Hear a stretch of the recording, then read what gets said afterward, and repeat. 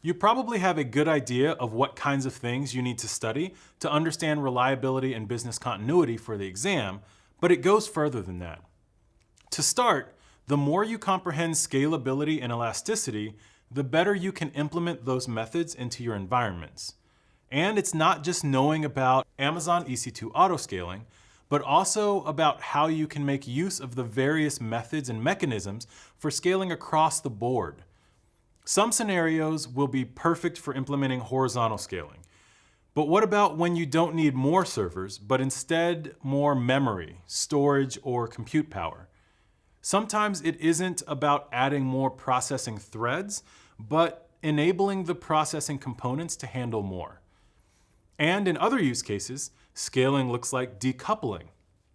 A regular need when handling tasks, especially when the task load can change drastically, but you want to avoid data loss due to component failure, is queuing.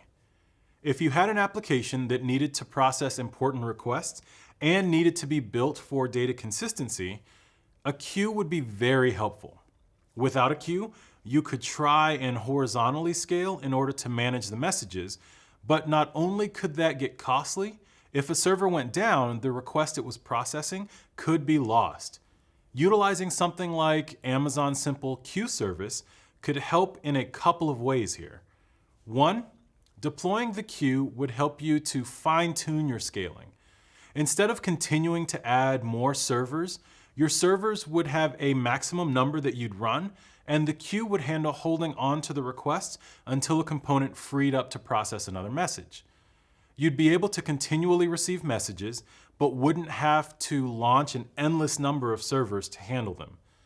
And two, the queue would be able to hold a message until it was successfully processed. If a processing server crashed, its data loss wouldn't mean the complete loss of the request. So, with the addition of a decoupled queue, you could implement elasticity, add resiliency, and minimize data loss for your application. Reliability and business continuity go even further, and its methods can be employed in different ways across a wide variety of services. This is just one example, but elasticity, consistency, and resiliency tactics can be utilized whether you're looking at Amazon Relational Database Service, Elastic Load Balancing, Amazon Route 53, and nearly any service in between.